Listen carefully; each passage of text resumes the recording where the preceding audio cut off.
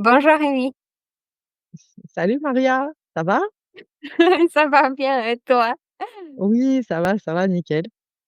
Je suis très contente d'être, avec toi en live aujourd'hui parce que, ça me fait découvrir, un nouveau métier et ça me fait découvrir surtout une nouvelle personne et une petite plus, complètement nouveau prénom pour moi parce que Amy, je j'ai jamais entendu Amy.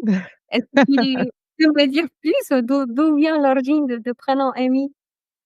Non, bah, c'est simplement, Émilie, c'est pas il y a rien de particulier et en tout cas, je suis contente aussi, d'être avec toi parce que, eh bien, la négociation, c'est une partie importante, de l'immobilier, donc c'est un sujet hyper intéressant, je trouve. Oh, OK, oh super. Donc, finalement, je vois que ça va être pétillant, cet rendez-vous parce que moi, je suis, excitée, toi, tu es contente, donc ça va être top. Exactement. Aimerais-tu te présenter peut-être un petit peu? Alors oui, alors moi, je suis marchande de biens, c'est-à-dire que j'achète des, biens immobiliers que je vais diviser, rénover. Il y a vraiment beaucoup de possibilités, dans ce métier et après, je vais revendre directement donc c'est-à-dire que, c'est pas de la location, hein, c'est pas du tout la même chose et je vais faire un bénéfice en revendant, ces biens. Waouh, extra super. C'est pour cela, dans l'introduction, je parlais de nouveau métier parce que c'est pour moi la première fois que dans notre chaîne YouTube Cours de négociation, j'accueille une marchande de biens. Euh, Juste quelques mots sur moi, peut-être. Je m'appelle Maria et je facilite les cours de négociation. Je fais aussi coach en négociation pour les acheteurs ou futurs acheteurs. Je suppose que ça sera bien que tu développes peut-être un peu plus, comment on devient un marchand de biens? Est-ce qu'on peut se former ou est-ce qu'on en est né un marchand de biens parce que la famille faisait toujours ça? Ou comment ça fonctionne? Alors en fait, c'est vraiment un métier passion parce que, il faut aimer tout ce qui touche à l'immobilier, mais pas seulement. Il y a aussi toute la partie travaux, toute la partie organisation, vraiment et la décoration, donc c'est vraiment un métier très complet, mais c'est vrai que, on peut pas le faire comme ça.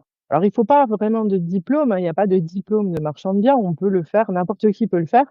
Par contre, n'importe qui ne peut pas réussir parce que tout simplement, il faut se former. Si on n'est pas formé, là, il y a quand même des risques, hein, de perdre de l'argent, de se tromper et d'en dépenser même plus. Donc c'est beaucoup mieux de se former. Moi-même, je me suis formée avec, différentes formations. J'ai pris aussi un coaching et c'est quand j'ai eu les 2 en fait, que j'avais fait formation et coaching, que je me suis dit: «Il faut vraiment réunir les 2 parce que c'est très important d'avoir quelqu'un à ses côtés qui peut répondre à nos questions, en fait» et c'est pour ça que j'ai créé ma formation pour justement, avoir la partie formation avec les modules et la partie coaching individuel avec moi pour que je puisse, les aider à débloquer les situations, les aider à trouver, où, trouver les réponses en fait, parce que des fois ils ont des questions assez précises et c'est compliqué, juste avec des modules de pouvoir y répondre, donc c'est mieux d'être entouré de quelqu'un. Oui, je suis complètement d'accord avec toi parce que moi, personnellement, comme je me forme, maintenant je vois que uniquement les vidéos préenregistrées ou même les webinaires en groupe, ça ne me permet pas de rentrer dans ma situation personnelle. Donc, je confirme d'autopsie que finalement faire des one to one, ça permet de connaître mieux le coaching. Donc, pour un coach qui est expérimenté, c'est plus facile de détecter un blocage potentiel. Donc, c'est le coach qui viendra chercher et taquiner au moment où il faudra parce qu'il y a quelque chose qui va pas. Mais par exemple, Coty, pendant le webinaire du groupe, il est silencieux parce qu'il n'ose pas de poser la question. Mais c'est ça et c'est bien de faire des coachings de groupe, il en faut, mais il faut aussi de l'individuel pour que la personne se sente à l'aise, qu'elle se dise: «Bon, voilà, je vais pas être jugée et je vais être accompagnée au mieux» parce que, quand on connaît rien, moi j'ai commencé, je connaissais absolument rien en immobilier, donc je veux dire, c'est pas ma famille ou mes amis qui auraient pu m'aider, donc il fallait vraiment quelqu'un qui s'y connaisse et qui puisse m'aider à avancer. Donc c'est vrai que c'est hyper important pour moi d'avoir des coachings, individuels. Et dis-moi encore parce que, si on achète un bien immobilier, c'est la pierre, c'est fixe, c'est dans la terre. Donc et comment on peut apprendre à devenir un marchand en ligne? Parce que, ça me semble peut-être, pas évident. Alors c'est pas évident effectivement, il faut déjà une bonne formation, c'est-à-dire une formation qui va t'apprendre à, étudier ton marché, à savoir comment faire, pour débuter en fait, hein, pour, te montrer les bases, te montrer, ben, tout ce qu'il faut regarder aussi, toutes les choses, qui peuvent être cachées et qu'il faut aller, chercher, fouiner, pour, les découvrir, pour pas se faire avoir et acheter un bien qui n'est pas, rentable en fait. Là, c'est vraiment, un travail, bah, de formation. Donc ça, on l'apprend en fait, avec, des modules simplement, mais aussi, en étudiant des biens. Donc, moi, c'est ce que je fais par exemple, tu vois, des fois en coaching, collectif plutôt. On a un bien et on l'étudie ensemble pour voir un peu est-ce qu'il va être rentable ou pas, par rapport au prix, qui est affiché et après du coup, on parle aussi négociation de prix, bien entendu. Pour pouvoir, se lancer. Mais effectivement, c'est pas quelque chose qui vient comme ça, c'est vraiment à force de faire qu'on se spécialise et qu'on acquiert les compétences pour pouvoir estimer les biens et voir, bah, si c'est rentable ou non. OK, donc il y a des compétences, disons, hard, et vraies techniques et il y a des compétences, soft, un peu plus douces pour, pouvoir avancer et peut-être avoir cette levier de discussion et d'échange C'est ça. entre les 2 personnes. Bah, disons qu'il faut faire parce que ça paraît des fois un peu énorme, tu vois, d'acheter un bien, de le rénover, de le revendre. On se dit: «Il y a tellement de choses à faire, plus le financement et cetera, l'urbanisme», donc ça paraît vraiment gros. Mais finalement, quand on a une méthode et on l'applique, eh bien, on y va pas à pas et finalement, on s'aperçoit que c'est pas si difficile que ça. C'est juste qu'il faut avoir, les bonnes étapes, la bonne méthode et grâce à ça, on peut y arriver. Tout à fait, c'est à nouveau un point où je suis complètement d'accord avec toi parce que je vois qu'on peut tester sur soi-même, en méthode, une tentative, un essai et une erreur, mais on peut aussi apprendre sur les erreurs des autres. Donc on peut C'est ça. simplement prendre une méthode qui a été éprouvée déjà. C'est ça, exactement et tu vois, quand on est en coaching collectif, des fois on étudie un bien, bah, d'un des coachés et je lui dis: «Non, n'achète surtout pas ça. C'est pas une bonne idée parce que j'ai pas envie qu'il se plante et voilà, on étudie vraiment les choses parce que j'ai envie qu'il réussisse forcément, hein. J'ai pas envie qu'il achète un bien, qui va pas être rentable. Donc on étudie tout mais bien entendu après je leur dis: «Voilà, là oui, vas-y, là, non quoi». Parce qu'ils ont besoin au début, en tout cas d'avoir, d'être rassurés, d'être sûrs de ce qu'ils achètent et de dire: «Bon, ben, voilà, elle a validé, c'est bon, c'est que je peux y aller», tu vois? Ça les rassure beaucoup. Et dis-moi s'il te plaît, cette, notion de la rentabilité. Et si tu étais, demandé de mettre un pourcentage, quelle partie d'un processus d'achat-vente apporte le plus de bénéfices? Est-ce que c'est au moment d'achat, il faudra choisir un bien un peu cher pour le vendre, très cher? Ou c'est les travaux qui apportent le pourcentage le plus intéressant de gain? Comment ça fonctionne? Alors en fait, ça dépend, c'est-à-dire que, déjà, il faut acheter en dessous du prix du marché. Forcément, si tu veux gagner de l'argent, tu peux pas acheter au prix du marché, sinon il y a pas d'intérêt. Sauf s'il y a quand même une rentabilité, mais en général, il vaut mieux acheter en dessous du prix du marché, tout simplement pour, avoir une marge de manœuvre. C'est-à-dire si des fois les prix du marché baissent un peu, eh bien ça te permet de pas perdre d'argent même si le prix baisse un peu, parce que tu as acheté en dessous du prix du marché. Après, pour avoir une renta, en fait, ça va dépendre, de ton projet. C'est-à-dire que, soit tu vas faire des travaux pour l'améliorer, soit tu vas diviser, par exemple, une maison, tu vas la diviser en 3 appartements, donc forcément, bah, il y a 3 fois, une vente, donc ça peut te rapporter de l'argent. Tu vas apporter de la valeur, tu vas aussi, par exemple, avoir une maison avec un grand terrain et tu vas vendre la maison d'un côté et le terrain de l'autre, donc c'est un détachement de parcelles et du coup, eh bien, tu as 2 biens à vendre. Il y a pas forcément de travaux à faire à part, peut-être la viabilisation, tout dépend si on l'a fait ou pas. Mais disons que, ça te permet d'avoir une rentabilité même sans faire de travaux. Donc ça dépend vraiment du bien et de l'objectif. Très bien. Peut-être je vais ajuster, de mon expérience un exemple, parce que moi, quand j'achetais un de mes premiers biens, je pus négocier, 80 000 de réduction au moment d'achat. Donc je ne parle pas du tout Trop de bien. travaux. Les biens, c'était à 360 et après moins 80, ça faisait 280. Et c'est là, moi, je trouve assez important comme montant. Est-ce que je me trompe ou c'est vrai que ça fait un bon pourcentage pour le début? Ah mais carrément, oui. Ah oui, oui, oui, ça, c'est clair que la négociation, c'est vraiment un point important. Je leur dis toujours de tenter parce que, bah, l'agent immobilier, enfin, je sais pas toi, mais souvent il dit, «Ah non, ça passera pas», alors qu'en fait, si ça passe, il connaît pas vraiment le vendeur, ils font pas cette recherche, que toi tu vas faire ou moi, parce que, ben, il va se dire: «Ah bah oui, mais moi je veux ma com», donc il va rester dans les prix, qu'il a envie. Mais ça m'est déjà arrivé plusieurs fois comme toi, tu vois, de baisser, de je sais pas 50 000 60 000 €, même plus, sur des biens et c'est passé en fait.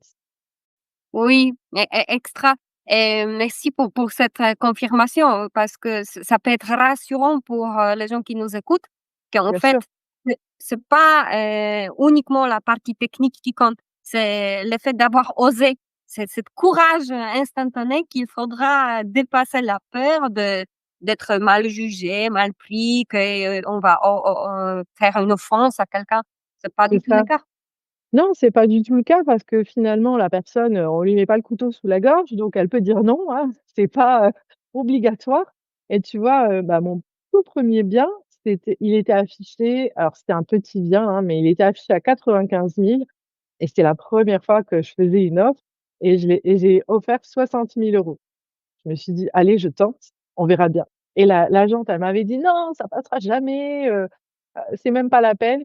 Elle m'appelle le lendemain, elle me dit: «Bon, ben, c'est bon, elle a accepté votre offre» et là, je me suis dit: «Merde, j'aurais dû proposer moins finalement parce qu'elle a accepté tout de suite». Donc tu vois Mais ça? complètement! C'est ça la stratégie de la négociation Mais pure et si c'est accepté trop tôt, ça veut dire que tu t'es planqué, en fait. exactement, exactement. Je me suis dit: «J'aurais dû proposer moins» mais j'étais très contente, c'était la première et puis, du coup, d'un Oui. côté, ça m'a donné confiance, tu vois? Je me suis dit: «Ben, finalement, j'ai tenté, même qu'elle me disait: "Non, ça passera pas" et finalement, c'est passé» et je pense que ça m'a vachement donné confiance et après, ça m'a permis d'apprendre d'autres techniques pour négocier et ça s'est développé. Oui, oui, oui, complètement. Mais, c'est super drôle ton exemple, j'adore. Donc du coup et toi, dans ta formation, parce que, donc toi, tu formes les gens à la négociation, si j'ai bien compris, c'est ça? Oui, Et donc complètement.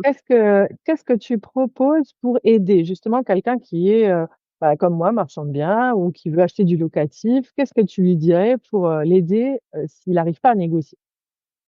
J'ai l'impression qu'on a déjà touché un petit peu ce sujet, donc merci d'avoir, posé cette question parce qu'effectivement, pour être clair et concrètement à quoi ça ressemble. Hem, Moi, je travaille avec des gens sur la partie soft skills. Donc la négociation, c'est un art, tout en lui-même. C'est à part de métier de marchand du bien, on peut devenir un négociateur et on entend souvent dans les films de FBI ou CIA, il y a quelqu'un qui négocie, mais, en vrai, il n'y a pas besoin de la situation, risque de la vie pour négocier. On peut, comme nous toutes les 2 aujourd'hui, on peut négocier aussi et ça se fait en amiable avec le sourire. Donc, moi, j'enseigne, d'avoir cette compétence, cette capacité d'expression pour convaincre et il y a des techniques pour cela. Donc il y a vraiment des outils, des stratégies, il y a des méthodes à appliquer qui permettent de convaincre. Ça permet aussi entendre ce que l'autre personne en face veut nous transmettre. Donc ça permet aussi d'être un peu plus souple par rapport à la situation pour, avoir une vision plus globale et pas juste: «Moi, j'ai raison, il me faudra 50 000 de remise». Donc je travaille vraiment sur la partie compétences de la communication. Cependant, derrière, il y a toujours une partie de développement personnel parce que si tu n'oses pas de poser la question, ça veut dire que tu as une peur à l'intérieur de toi et il te manque de courage, qu'il te manque de la certitude, de confiance en toi. Donc, Mmh. c'est très souvent que je commence avec les techniques, mais si la personne bloque, il faudra qu'on creuse un peu qu'est-ce qui te bloque. Mmh, c'est ça. Je suis d'accord avec toi parce que c'est vrai que souvent, c'est toi-même, en fait, qui te met des barrières et qui te dit: «Non, je peux pas négocier» ou «Non, je sais pas négocier». Alors qu'en fait, c'est des choses qui peuvent s'apprendre. Il y a des méthodes effectivement, comme tu le dis et ça, je trouve ça hyper intéressant parce que, souvent les personnes me disent: «Mais, comment tu fais pour négocier?» Bah oui, mais en fait, j'ai un peu d'expérience déjà et j'ai appris certaines méthodes, j'ai regardé un peu, pas mal de choses donc c'est vrai que tout ça, ça m'a beaucoup aidé pour apprendre à négocier. Et du coup, est-ce que, est-ce que tu leur enseignes, des méthodes, je veux dire, vraiment spécifiques, hem et quelle est selon toi la meilleure méthode, on va dire, pour négocier? Ah, c'est très drôle que tu me poses la question parce que finalement, on ne se connaît pas beaucoup, mais tu tombes vraiment bien dans le, dans le jus du sujet.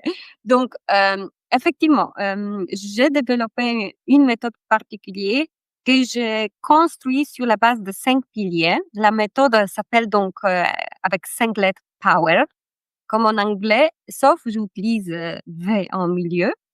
Et les 5 piliers sont les suivants. P comme psychologie, parce que la première chose, il faudra se connaître, donc avoir cette, propre profil de négociateur. Qui suis-je? Comment je m'exprime? Ça consiste aussi à connaître l'autre. Moi, d'abord, il faudra commencer avec soi pour avoir un point de repère, comment je communique et donc comment je dois m'adapter aux autres. Deuxième pilier, c'est O comme objectif. Dans chaque négociation, il faudra savoir qu'est-ce qu'on cherche à obtenir. Donc, il y a cette partie des KPI, des indicateurs. Est-ce que je veux une maison avec 3 chambres, un jardin ou avec la piscine? Euh, Très simplement.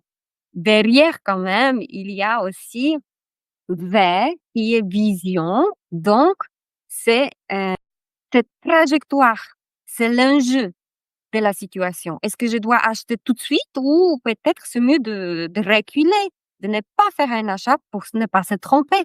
Donc, oui, la maison avec 3 chambres et une piscine, mais est-ce que c'est vraiment ça qu'il me faut? Donc, la vision et c'est l'enjeu de la situation un peu plus vaste. Mmh. Après, quatrième, c'est E comme émotion, parce que pendant la discussion, nous sommes les êtres humains. C'est pas uniquement copy-paste qu'une phrase, une technique que je donnais, tu dois dire comme ça, tu dois demander. Il y a la spontanéité, il y a la connexion humaine et l'énergie qui circule. S'il n'y a pas de synchronicité entre les deux, ça passera jamais. Donc, sur ces piliers-là, on travaille sur la confiance en soi, sur l'assertivité, sur comment dépasser le stress du moment. Et dernier pilier R parle de résultats. Donc, on fait les résumés, on fait un récap de ce qui s'est passé pour apprendre. Pas pour se blâmer que j'ai fait une erreur, j'aurais pu mieux faire. C'est juste pour s'améliorer et tirer la leçon pour le futur.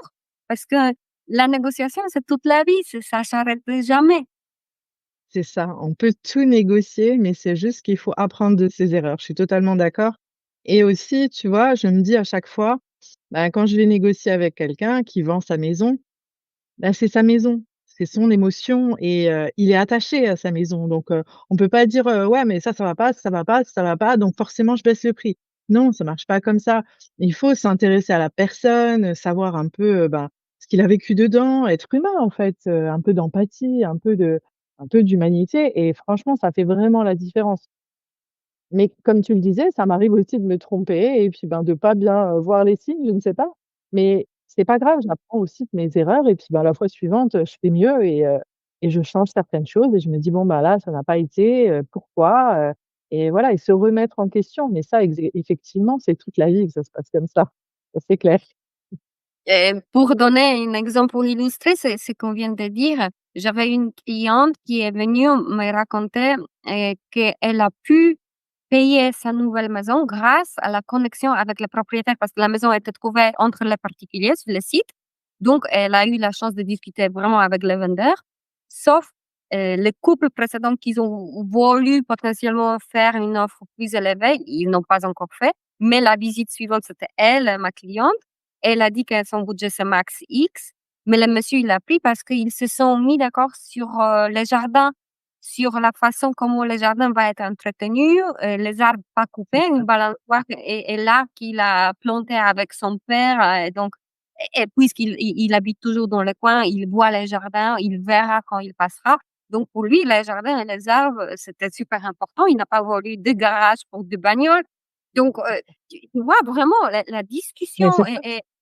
et il a synchronisé avec la dame parce qu'elle était, tu vois, elle passe à la retraite, elle a voulu pour ses petits-enfants. Bref, toute une situation, autour Ouais, et ouais. ça a et elle a eu la maison. C'est ça, la connexion parce que la personne, elle a eu la même vision donc du coup, ben, ils se sont connectés et c'est ça qui fait, la différence des fois. C'est vrai, quand, des fois les personnes ont 2 offres, même, tu vois, pour moi et ben, si j'arrive à me connecter avec la personne, je sais que c'est moi qui va préférer donc bah, j'ai plus de chances que mon offre passe que l'autre, qui est, OK. incroyable, je trouve.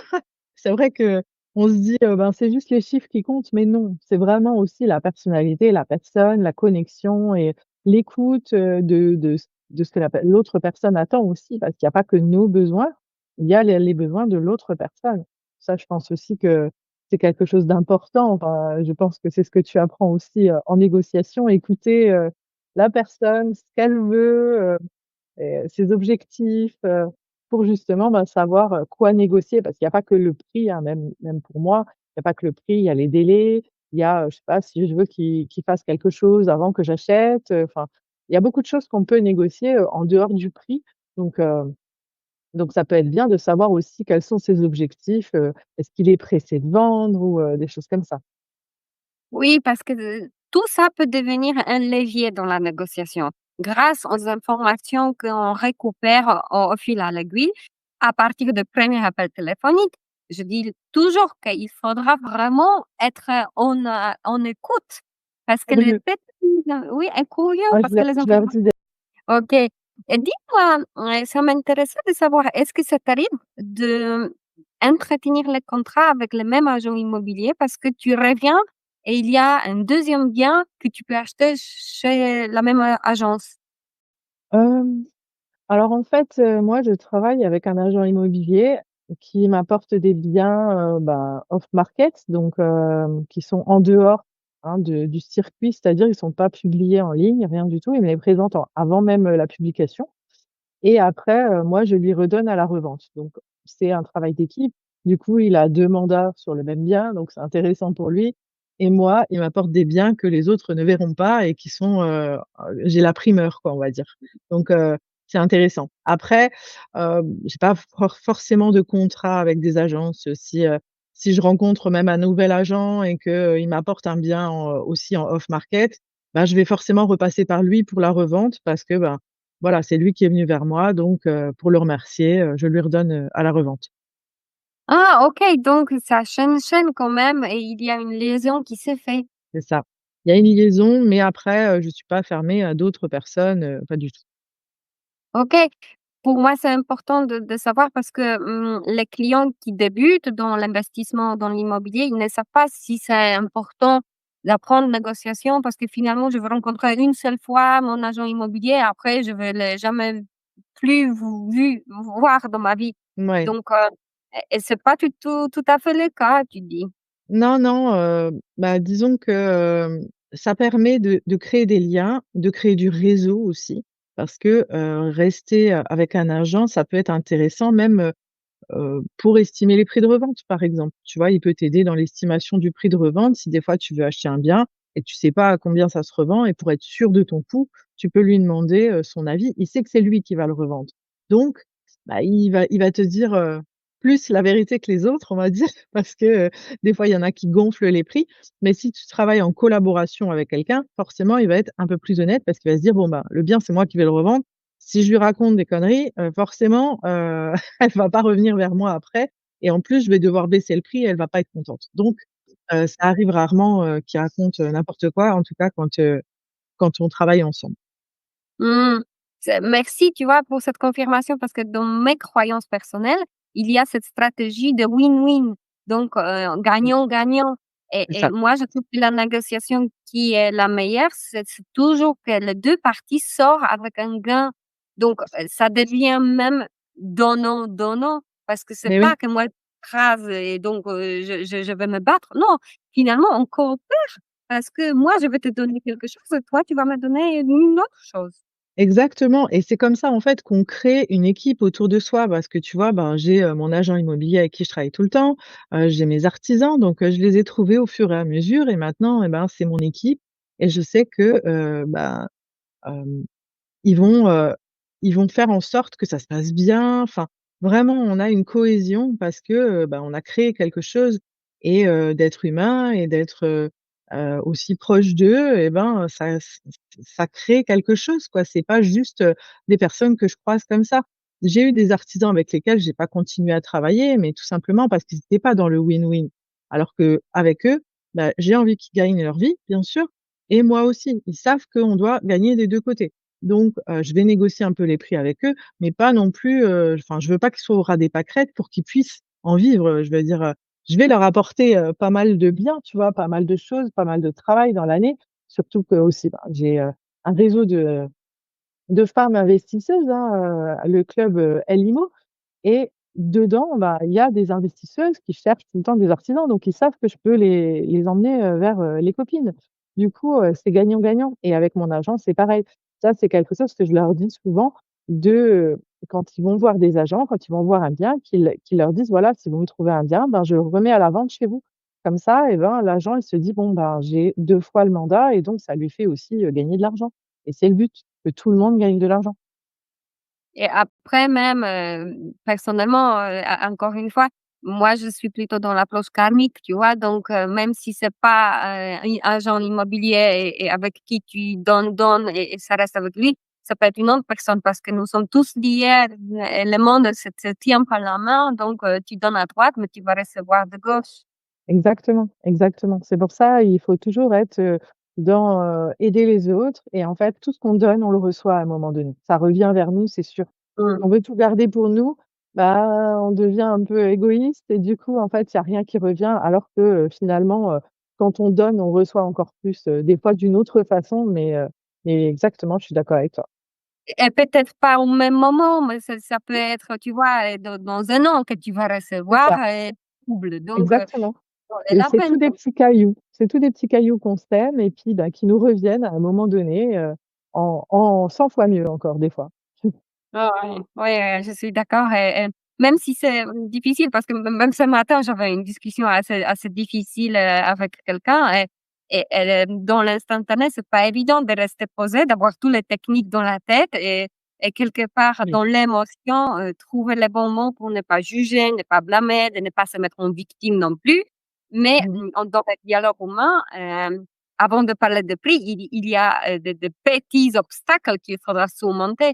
Donc, tu vois, je trouve que ça vaut la peine de travailler sur soi pour, vraiment s'apaiser et avoir son propre équilibre, colonne vertébrale et savoir qui es-tu pour, vivre ta vie pleinement chaque jour. Non, mais c'est vrai et puis faut s'entraîner aussi, je pense que enfin, je sais pas si tu le fais dans ta formation. Je suppose que des fois tu joues le jeu et puis, tu leur dis: «Ben, vas-y, on négocie quelque chose». Tu le fais un peu ou pas du tout? Oui, oui, exactement, parce que le programme, pareil comme toi, j'ai quelques vidéos préenregistrées pour donner des techniques et méthodes. Cependant, j'ai 6, réunions one to one, 6 meetings en vidéo call. Donc, elles sont espacées de 2 semaines pour pouvoir faire des exercices et des devoirs. Et ce sont les devoirs à faire, avec les entourages ou au marché, on est acheter des carottes ou aller, chez le boucher acheter de 250 grammes de steak haché. Mais imagine que, le boucher, il demande 270, est-ce que ça va? Et finalement, si tu es assertive, tu seras censée de répondre: «Non, je suis désolée parce que j'aimerais avoir 250». Soit tu peux te justifier avec la recette, pile poil, mais il n'y a pas besoin de se justifier, tu as droit de vouloir 250. Si quelqu'un n'est pas encore au niveau, il peut dire: «Est-ce que je payerais pour 270 comme si c'était 250?» Tu vois? Mmh. Parce que Ouais, le ouais, je boucher vois.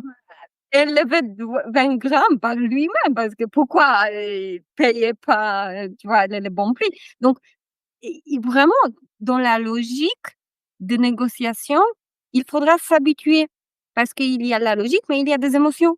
Et c'est pour cela les petits exercices, les devoirs et les jeux de rôle, donc jouer à 2, un dialogue, une vendeuse, une acheteuse, ça permet de s'entraîner.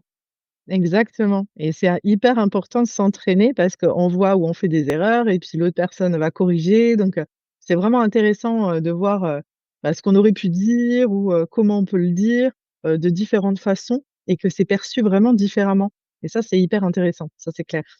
Je sais que, bah, j'avais lu un livre, je sais pas si tu connais, Ne jamais couper la poire en 2. Oui, Il y a c'est J'adore ce livre. J'adore, ça m'a appris plein de choses, vraiment, c'était hyper intéressant, beaucoup de techniques, c'était vraiment super sympa. oui, ce livre effectivement, elle est facile à lire. Donc même s'il y a plein de techniques, absorbes facilement parce qu'elle est vraiment écrite dans une façon un peu américaine, disons. C'est comme un Oui, film, c'est d'action. ça, c'est ça Mmh. et puis, c'est mais des fois, c'est fou, comme ça marche, quoi, en fait, ce qu'il fait alors que, des fois, il fait pas grand-chose et franchement, c'est hyper intéressant. J'ai adoré ce livre, je l'ai trouvé génial. Tout à fait, en fait, moi, je m'en souviens que j'ai commencé mon apprentissage de négociation personnelle parce que voilà, il y avait un livre qui a déclenché tout un processus et après tu vois qu'il y a 2e, il y a 3e et finalement, c'est une compétence, un métier à part que tu peux faire des études de dans et c'est pas uniquement que un livre, ça suffit parce que, quand tu as un goût, par exemple, comme toi tu as dans l'immobilier, tu vois, c'est vaste le sujet. Ça, c'est vrai, ça, c'est vrai. C'est hyper vaste et bah, au début, moi, je pensais pas savoir négocier, tu vois? Ou je me disais: «Ah, j'y arriverai jamais». Mais tu vois, bah, mon premier bien m'a donné un peu confiance. Je me suis dit: «Bon, ben, j'ai réussi». Bon, pas vraiment à négocier parce que j'ai juste proposé un prix, mais disons que je me suis dit que c'était possible et du coup, ben, en lisant ce bouquin, je me suis dit: «Bah, si, en fait, il y a des choses à savoir pour pouvoir bien négocier» et ça m'a vachement aidée. Après, c'est vrai que je voulais pas en faire mon métier, donc j'ai pas été aussi loin que toi sûrement. Mais c'est vrai que c'est important dans le métier, en tout cas de marchand de biens, de savoir bien négocier parce qu'il faut tout le temps négocier. Aussi bien au niveau de l'achat qu'au niveau des artisans, qu'au niveau de tout, en fait. Donc c'est une compétence à avoir, ça c'est clair. Oui, après, ça m'aide aussi dans ma vie personnelle, c'est pas uniquement, tu vois, en banquier ou Oui, au courtier ou notaire. Ça m'aide vraiment les discussions maintenant, quand il y a un conflit, pas, nécessairement par rapport à l'argent, mais par exemple la garantie, tu vois? c'est vrai. Maintenant, chez Fnac ou chez SNCF ou chez, je sais pas, au travail, je négocie, tout le temps. Mais c'est vrai et tu vois, je vais te raconter une histoire de fou. En fait, une fois j'ai pris un maçon et je lui demande de me faire une chape, parce qu'on refaisait le sol, il était vraiment pas droit. Alors je lui dis: «Ben, il me faut un sol droit, on va faire un dressing». Il me dit: «OK, d'accord». Le lendemain, mon mari m'appelle, furax, il me dit: «Il faut que tu viennes, ça va pas». Je viens et en fait, je crois que ça a été le déclic parce que je me serais énervée d'habitude et là, en fait, j'ai mais j'aurais pu rire tellement c'était drôle parce que je lui dis: «Mais ça va pas». En fait, la dalle, elle était de travers, donc il y avait 5 centimètres, hein, de décalage du début à la fin. Alors je lui dis: «Mais votre dalle, ça va pas, elle est pas de niveau». Il me dit: «Mais vous m'avez pas dit de niveau, vous m'avez dit droite». Et je dis: «Attendez, qui demande une dalle de travers, donc un sol de travers dans une maison?»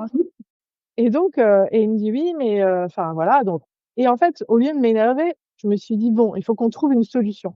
Je suis toujours à essayer de trouver une solution plutôt que de me dire: «Bon, bah, il a fait, de la merde, clairement, mais tant pis, c'est fait de toute façon, donc ça changera Oui, rien que je m'énerve». Donc du coup, oui. je lui dis: «Bah», je lui dis: «Écoutez, OK, donc qu'est-ce qu'on fait?» Il me dit: «Bah, j'aurais dû faire ça». Bah, je lui dis: «Ouais, mais c'est vous qui m'avez dit de faire ça», donc voilà. Enfin bref et il me dit, «Vous avez on va refaire quelque chose dessus». OK. Je lui dis: «Par contre, c'est votre erreur, pas la mienne». Donc je dis: «Moi, il est hors de question que je paye de la main-d'œuvre en plus». Je lui dis: «Par contre, je veux bien prendre la moitié des matériaux à ma charge». Je lui dis: «Encore, je suis sympa, je le fais». OK. Il m'envoie un devis le soir même, il y en avait pour 400 € de matériel, donc je prenais 200 € et il y avait marqué dessus 26 sacs de matériaux. Je me dis: «Ça fait beaucoup». Mon mari était sur place le lendemain, je lui dis: «Regarde combien de sacs il a». Il en avait 6 sacs. En fait, il m'avait fait un faux devis. Donc là, je l'ai appelé, je lui ai dit: «Écoutez, maintenant vous m'envoyez le vrai devis, enfin la vraie facture». Il y en avait pour 50 €, donc j'en avais pour 25 €. Il a encore essayé de m'arnaquer, alors qu'il avait déjà fait n'importe quoi. Derrière ça, il a essayé de m'arnaquer. Donc en fait, il faut vraiment, être, cool quoi. Il faut vraiment prendre, du recul par rapport à tout ça et pas forcément s'énerver, mais essayer de trouver des solutions, c'est hyper important et c'est que ça pour moi, c'est un peu de la négociation parce qu'on se dit: «Bon, bah, voilà, lui, il veut terminer, il veut son argent et moi, je veux que ce soit bien fait. Donc comment on fait pour que les 2 soient, conciliés?» Et ça s'est bien terminé. Il m'a fait, une dalle droite et voilà, il est parti. Bien sûr, je l'ai pas rappelé, hein, mais mais voilà, il a essayé quand même, de m'arnaquer en plus d'avoir fait du travail, bah, de merde. Donc voilà, Mais c'était, c'est incroyable difficile. que ça existe dans la vie courante, que Et tu ouais. peux tomber sur quelqu'un comme ça, j'aurais pas Ah pensé. bah, si, tu peux. Donc c'est pour ça que je te dis, tu vois, il faut, sentir aussi, avoir un feeling avec les gens. Donc bah, tous les artisans avec qui je travaille, bah, maintenant ça fait longtemps que je travaille avec eux, mais il y en a plein, ils sont juste passés et puis après je les ai plus repris parce que, bah, ou le travail était pas comme je le voulais ou, bah, ils étaient pas ponctuels, enfin peu importe, mais voilà, ils étaient pas dans, ce que moi je recherchais et j'ai des critères, comme tu disais, les objectifs, tu vois? Quels sont mes objectifs? Bah, je veux qu'il soit comme ça, comme ça, comme ça et je trouve les personnes qui correspondent à ces critères, tout simplement. Dis-moi parce que, cette histoire, ça me fait penser sur la compétence strictement technique. J'imagine que, une de notre cliente pourtant ou un client peut ne pas avoir les compétences techniques de maîtrise d'œuvre, de ingénierie, de fenêtres, plomberie et comment s'y retrouver? Parce que heu, comment voir qu'un bien immobilier demande, par exemple, beaucoup de travaux? Comment tu fais si tu n'es pas un ingénieur?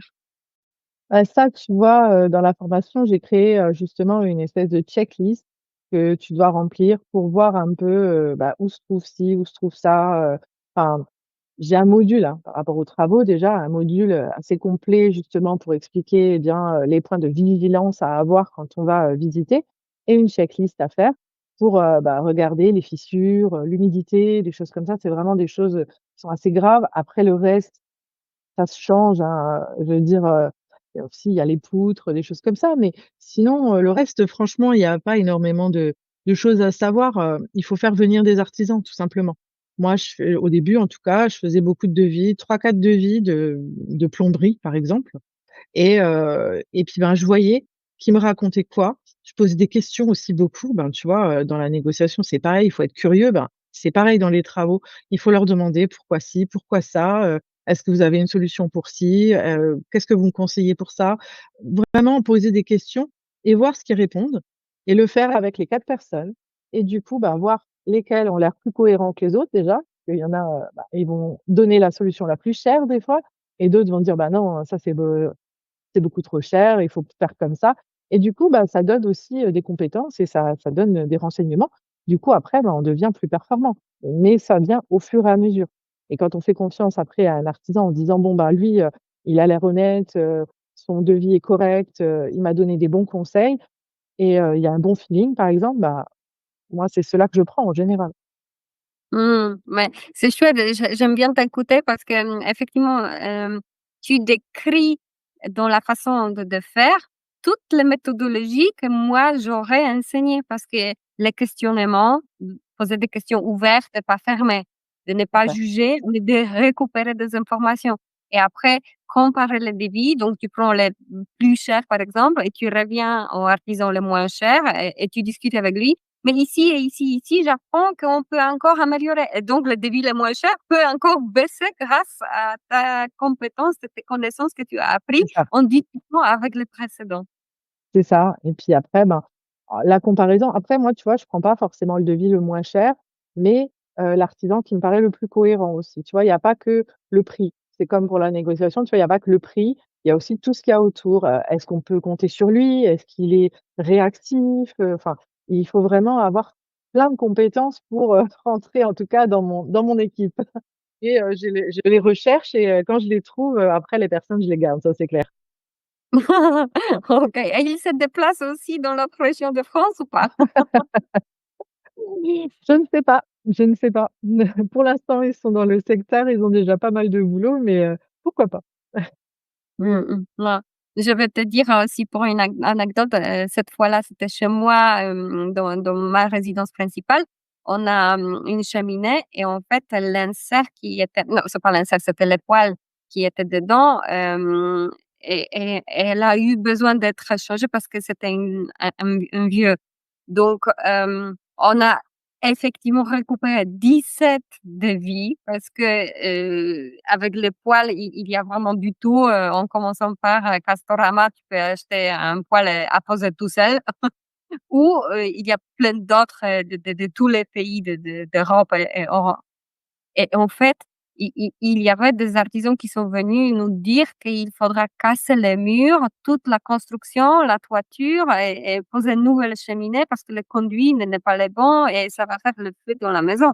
Donc, nous, on est dans une maison normande de 120 ans et je vais pas, me prendre pour la toiture pour, tu vois, poser les poêles dans les conduits. Il y a vraiment de tout en on n'a pas choisi cet artisan-là, hein. On a choisi un autre. C'est clair qu'il y en a, ils vont vraiment loin et ils proposent, ben, de tout refaire, quoi. Il faut tout casser, tout refaire. C'est beaucoup plus simple pour eux et ça te coûte beaucoup plus cher, mais il faut pas forcément les écouter. Il faut vraiment, faire d'autres devis et trouver les bons. Et aussi écouter parce que même si tu n'as pas de compétences techniques, tu étais pas un maçon, tu ne connais Exact, pas la construction de maison, tu vois que c'était un parmi les 17 qui parlait de tout casser et 16 exact. d'autres, ils ont dit que non, tout va bien. Donc c'est un peu les raisons froides pour, écouter les majorités à un moment. C'est bien pour ça que je dis toujours de faire venir plusieurs personnes parce que imagine que, celui-là, c'est le premier que tu vois et qui te dit qu'il faut tout casser et que tu le fais alors que tu avais pas besoin. Bah, tu vas perdre beaucoup d'argent alors que d'autres t'ont dit: «Bah, non, il y a pas besoin, en fait». Donc c'est Mmh. pour ça qu'il faut toujours faire venir, d'autres personnes, ce que j'ai pas fait au début, hein, je t'avoue, j'avais pris les premières personnes qui venaient et je m'en suis mordu les doigts quand même. Ah, ah, OK. Mais je pense que c'est une erreur que tout le monde fait, hein, que si on débute, on ne s'est pas fait accompagner et on fait des erreurs, hein. C'est ça, c'est ça. J'ai une amie actuellement, qui refait un immeuble, et j'ai été sur place la dernière fois et bah, quand j'ai vu déjà rien que le travail des artisans, je me suis dit: «C'est pas possible». Ils ont Ah, ils ont fait un peu n'importe quoi et le problème, c'est qu'ils lui redemandent toujours de l'argent. Donc là, elle me dit: «J'aurais mieux fait de me faire accompagner» parce qu'elle dit: «Là, je vais devoir rajouter 20 000 € de travaux». Alors qu'en fait, j'ai regardé ses devis et elle aurait pu payer beaucoup moins cher déjà dès le départ. Donc finalement, elle me dit, j'aurais payé un accompagnement, elle me dit, je sais pas, 3 ou 5 000 €, mais elle me dit: «J'aurais économisé du coup 15 000 €». Du coup, c'est des choses qu'on se dit: «Bah, non, on va réussir tout seul, ça va aller, j'ai déjà fait des travaux, hein». Il y en a plein: «J'ai déjà fait des travaux, je sais, je connais». Ouais, mais en fait, quand on refait toute une maison ou tout un immeuble, il peut y avoir des difficultés qu'on n'a pas vues au départ ou des artisans qui sont pas forcément honnêtes et là, ça peut être beaucoup plus compliqué et ça peut devenir très cher. ouais, ouais, ouais, complètement. Est-ce que tu as peut-être une conseil à nos clients, futurs, les prospects? Qu'est-ce que tu aimerais dire comme, un motto de métier de marchand de biens? Eh bien, si vous voulez vous lancer, il faut y aller. Il faut pas attendre. Tout le monde attend le bon moment. Il y en a pas de bon moment. J'ai commencé sans connaissance, sans argent, sans réseau, sans diplôme et avec 3 enfants que je vais nourrir. Donc s'il y a quelqu'un qui devait pas commencer, c'est moi. Et pourtant, j'ai quand même commencé, je me suis quand même lancée et en fait, tout ce qui était, difficile, donc tout ce que je n'avais pas, l'argent, les connaissances, le réseau, bah, je l'ai Mmh. créé, j'ai été le chercher et du coup, ben, je me suis prouvée à moi et à mes enfants qu'on peut y arriver même en partant de zéro. Donc si moi j'ai pu y arriver, en fait, tout le monde peut y arriver. Wow, super. Dis-nous, Amy, où on peut te trouver si quelqu'un te cherche? Eh bien, je suis sur Instagram, c'est amy.bocquillon. Heu, je fais des stories, je fais des réels, j'ai, le lien pour aller sur mon site et voir les accompagnements que je propose.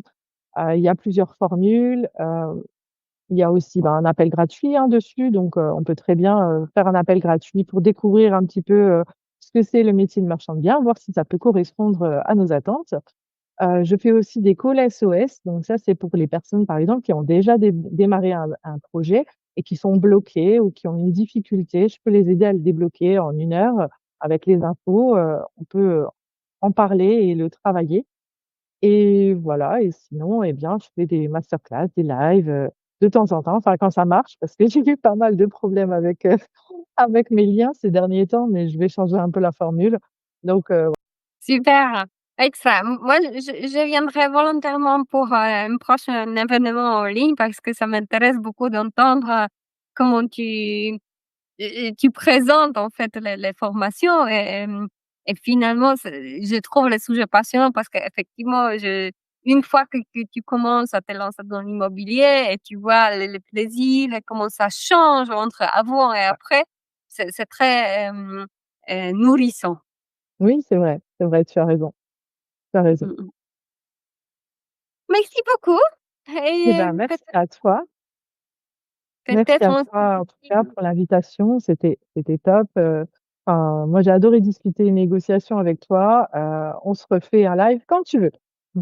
exactement ce que je voulais proposer, qu'on peut refaire ça parce que, comme ça on peut faire épisode 2 avec, par exemple, étude des cas et on peut défiler de A à Z toute la situation, les prises de conscience qu'on achète, quel projet, construire un dossier, les recherches, apprentissage de négo et négociation et après problème avec les artisans. Ça pourrait être sympa quand même, Ouais, non? mais complètement, ouais, complètement. J'adore l'idée. Super. Donc, on se dit à la prochaine. Pas de souci. Ciao, ciao. Bye.